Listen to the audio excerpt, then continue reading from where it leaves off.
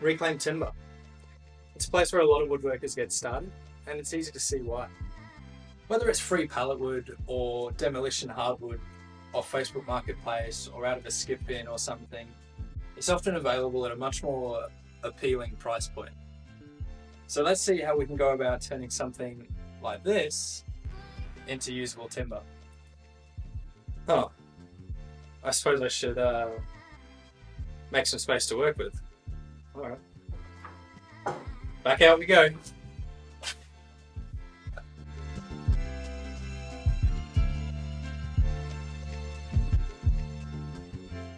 Okay, so now that we're down to just one board and some space, the first thing I'm going to do is inspect each face for any screws or nails or staples or anything that's going to potentially cause an issue with saw blades or anything else we use to clean these up.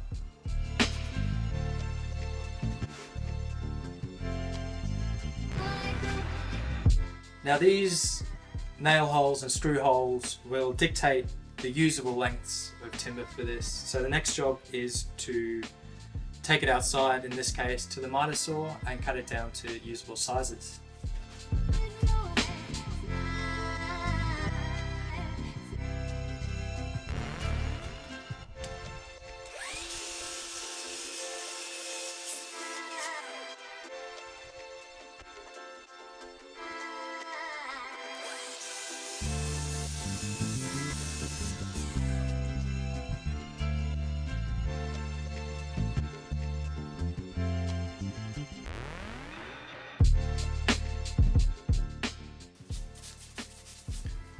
Okay, so now that we've cut these all down to a more reasonable size, the first tool we're going to use to clear off some of this paint will be this 18-volt hand planer.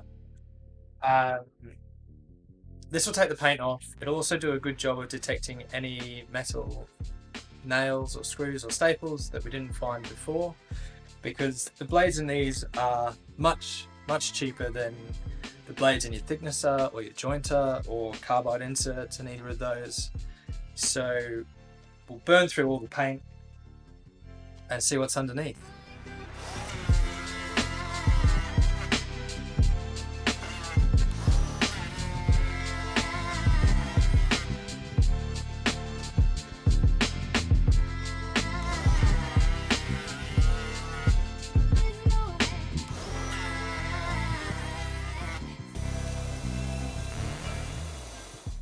Now you might be saying, but Dan, I don't have an electric hand planer. What are you going to do now? Well, the good news is I've got you covered. Another option is something like this. A belt sander is usually best known for gouging deep unintentional valleys in whatever you're trying to lightly sand. But that's sort of what we're going for here. So this big old brute has a 36 grit belt on it. So we'll see how it goes getting through all this paint.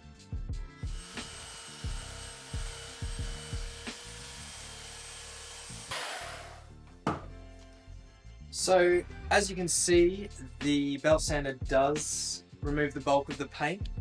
I do think you'll spend a fair bit more money on consumables if you have as much timber to process as I do. But it does get the job done, if not a fair bit slower. But at least if your dust extractor or vacuum fits on the sander, you'll probably make a fair bit less mess as well. Okay, so the next option is definitely cheap. It is definitely labor intensive and time consuming, but it is definitely built for this very task. It's the paint scraper. It is definitely not my favourite option.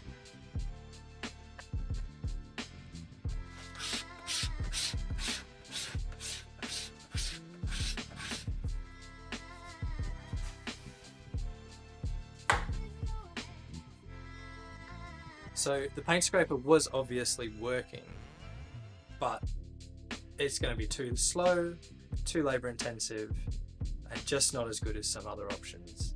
Now, other options include an angle grinder with a flappy disc or a power carving cut saw disc. It could include an orbital sander with a turbo mode, But the simple fact is, the hand planer is going to take it off quicker, cheaper, and save you just a whole heap of effort along the way. So I'm going to go outside and do that now.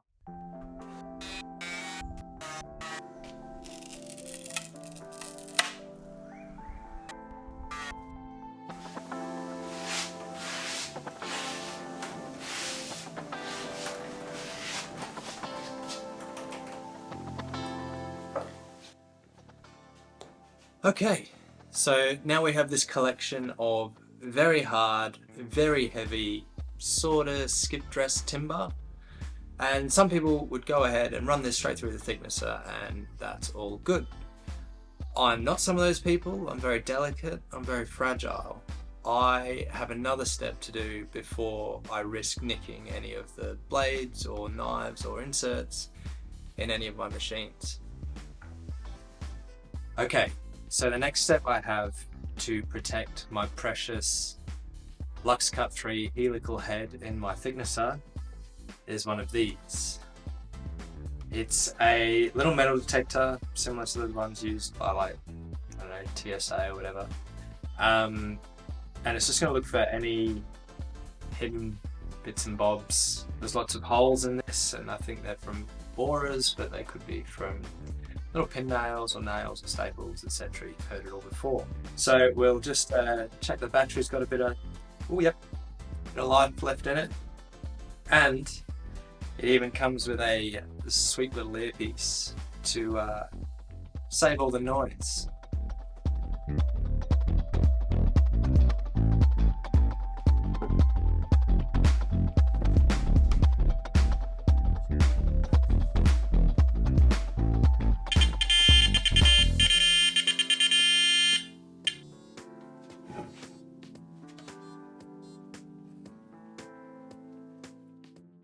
Alright, so we've done all we can to try preserve the cutting edges on our machines.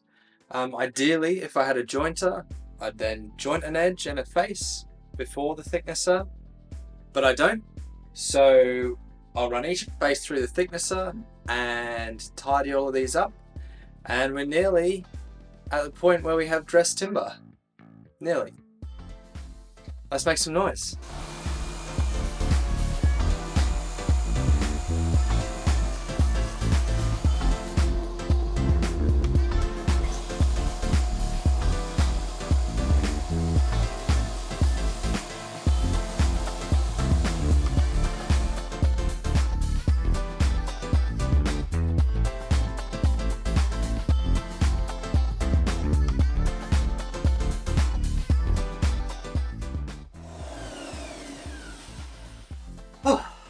That was rewarding.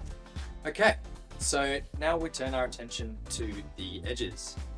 In an ideal world, I'd have a jointer and I'd just run them over that until we get to where we need to be, but I don't have one yet. A younger, more foolish version of myself might run them through the thicknesser on their edges. The issue with that being is that a thicknesser tends to create two parallel faces, and when you put them through on the edges, nothing is done to square those up. So you tend to come out with a parallelogram rather than anything square. So there are a couple of options from here. The easiest is over on the table saw. I could look at using my track saw for these, but these boards are probably a bit short and narrow, and it could potentially end up being a bit tippy. It's also very hard to joint boards this thick with the track saw because of any blade deflection. So the table saw becomes my best option. The straight pieces, I can just run along the fence with the blade at 90 degrees. And the not so straight pieces, I'll use this tapering jig to put a straight edge on and then run the other side against the fence. The first step though is to work out which is straight and which aren't. Right. So all that's left to do is to identify which pieces are going to need the tapering jig treatment, and to do so I'm just going to take a straight edge and the torch on my phone to identify which pieces have any dips that'll need to be taken out with the tapering jig.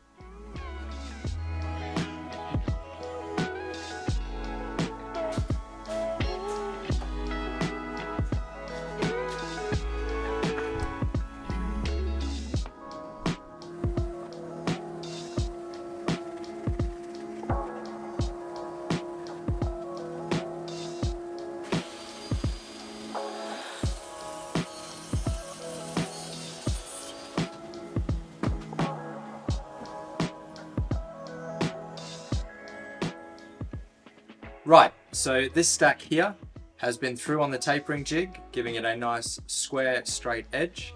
All that's left to do is run it through once more with the fence in place to square up that second edge. After that, we will have our first pile of reclaimed square dress timber ready to use in our next project.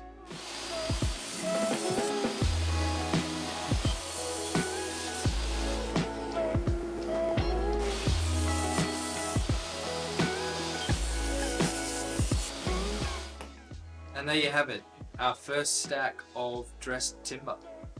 I'm going to slowly make my way through the rest of the pile here. I'm not going to put you through that. Thank you so much for watching the video. If you have anything you do differently or think I've missed out, feel free to comment down below. Whilst you're there, if you wanted to like or subscribe, it would be truly appreciated. Otherwise, until next time, take it easy.